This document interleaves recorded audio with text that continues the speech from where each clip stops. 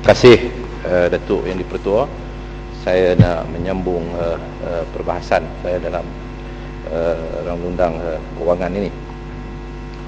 Dan pagi tadi saya telah pun memberikan tahniah kepada Datuk Timbalan Speaker atas kerja yang beliau menulis buku, dan saya harap Datuk juga akan sepanjang berada ni akan mencurahkan pengalaman Datuk Speaker dalam satu tulisan yang Muhammad pun boleh buat buku ya, yang sangat berharga, sebab Datuk ada pengalaman sebagai ahli parlimen, sebagai speaker, untuk menjadi bahan rujukan supaya dapat mendidik kawan-kawan saya dari sebelah sana macam mana nak menjadi ahli parlimen yang baik, insyaAllah. Tadi saya telah pun menyebut soal cukai ini, bahawa kita bukan hanya melihat kepada persoalan berapa jumlah yang kita dapat, bukan sekadar itu salah satu, tetapi yang kita nak ialah semaksimum yang boleh untuk kita dapatkan hasil percukaian daripada pihak-pihak yang tertentu. Tapi nampak kita melihat bahawa umpamanya dalam bajet baru-baru ini kerajaan menghapuskan 300 item barang-barang import yang saya anggap itu sebagai barang-barang mewah, menghapuskan cukai import yang tidak menjadi dia bukan senarai barangan yang diguna pakai oleh masyarakat kebanyakan, masyarakat terbanyak ataupun masyarakat teramai dalam negara kita. Hatta sebahagian besar ahli parlimen pun tak memakai barang-barang import yang sangat berharga. Kerajaan rakan masyarakat kebanyakan orang kampung dan sebagainya.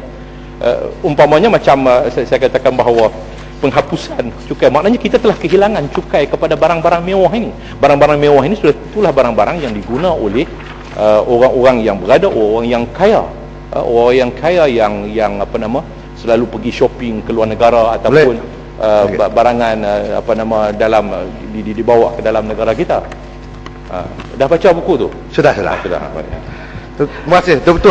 Saya nak tanya, ini yang Muhammad ni ada bayar cukai hiburan kah?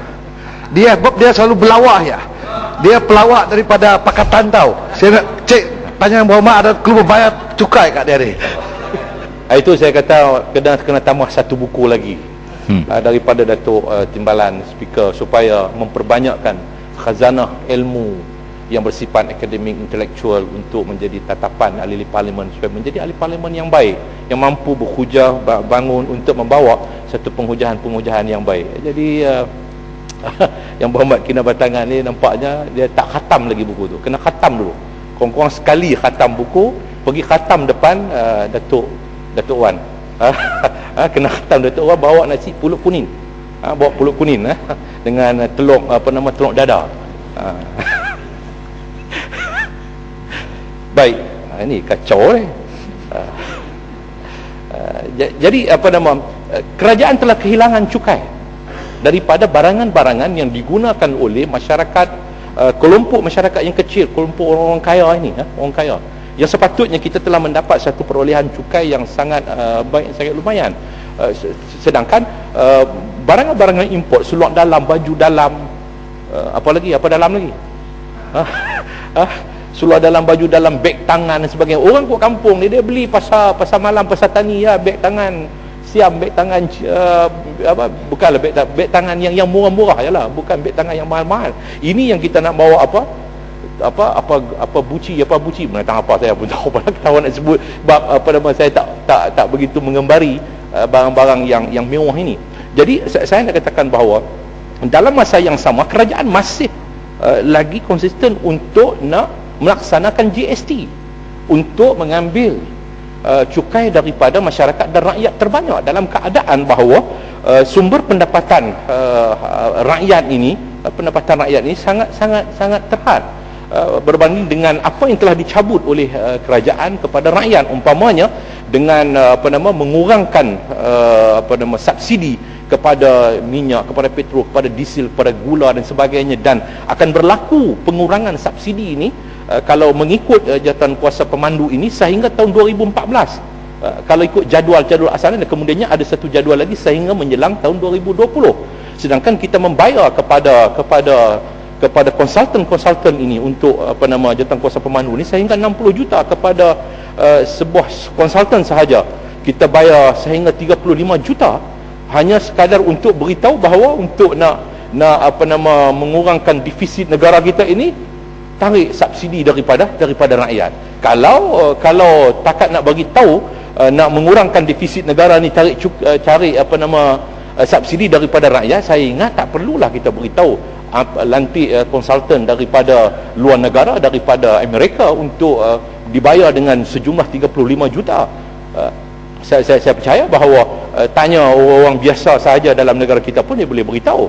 Tapi saya nak katakan bahawa sepatutnya konsultan yang kita lantik ialah konsultan bagaimana untuk nak melihat bahawa bagaimana pendapatan negara itu, sumber hasil baru yang dapat dicerna, yang dapat dicari untuk menambahkan pendapatan dalam negara kita. Saya telah pun menggariskan dalam perbahasan belanjawan sebelum ini bahawa bagaimana kerajaan tidak dapat mengenal pasti sumber-sumber baru, produk-produk baru yang tidak dijanakan untuk menjadikan sebagai sumber hasil kepada pendapatan dalam negara kita ini. Jadi saya minta bahawa persoalan ini harus dipertimbangkan, khususnya masalah GST.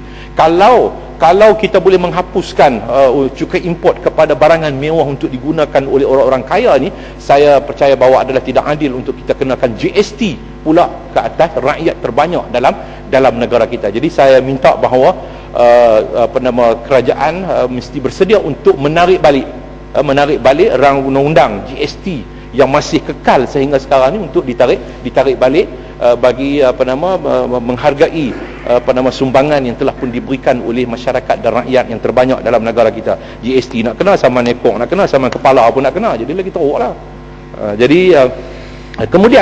Kemudian persoalan yang kedua macam saya katakan tadi ialah soal pengurusan keuangan. Bagaimana cara kita berbelanja? Setiap tahun kita melihat bahawa laporan audit memperlihatkan berlaku unsur-unsur ketirisan yang begitu besar. Yang begitu besar. Puluhan bilion berlaku ketirisan. Berbilion-bilion berlaku ketirisan dalam pengurusan keuangan daripada belanjawan yang telah dibentangkan setiap tahun. Kerajaan sendiri tidak boleh beri jaminan bahawa tahun depan laporan audit ini akan menunjukkan satu laporan yang baik dari sudut pengurusan keuangan. Yang menjadi masalah saya lihat di sini ialah laporan audit pada kali ini ialah mempamerkan kementerian-kementerian yang diwakili oleh pemimpin-pemimpin yang senior dalam parti pemerintah, umpamanya Kementerian Dalam Negeri, Kementerian Pertahanan, termasuk Jabatan Perdana Menteri dan sebagainya, termasuk juga Kementerian Pelajaran dan sebagainya. Ini kementerian-kementerian yang diwakili, yang menterinya ialah pimpinan-pimpinan senior dalam parti tunggak, parti yang menjadi tunggak kepada pemerintahan Kerajaan Barisan Nasional pada hari ini.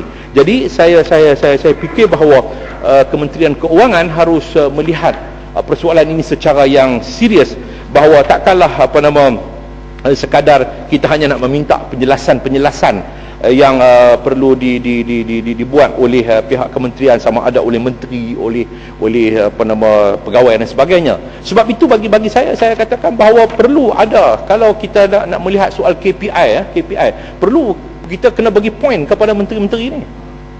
Ada dia punya poin-poin tertentu. Kalau berlaku masalah-masalah kewangan berasaskan kepada petunjuk dalam laporan audit ini, poin menteri itu akan mesti dikurangkan supaya dia diletakkan ranking, supaya dia dapat dipaparkan kepada masyarakat dan rakyat bagaimana tidak punya komitmen dan kesungguhan daripada menteri itu dalam melaksanakan tugas dan tanggungjawab untuk memantau soal kementerian dan juga jabatan-jabatan yang ada di bawah kementerian beliau.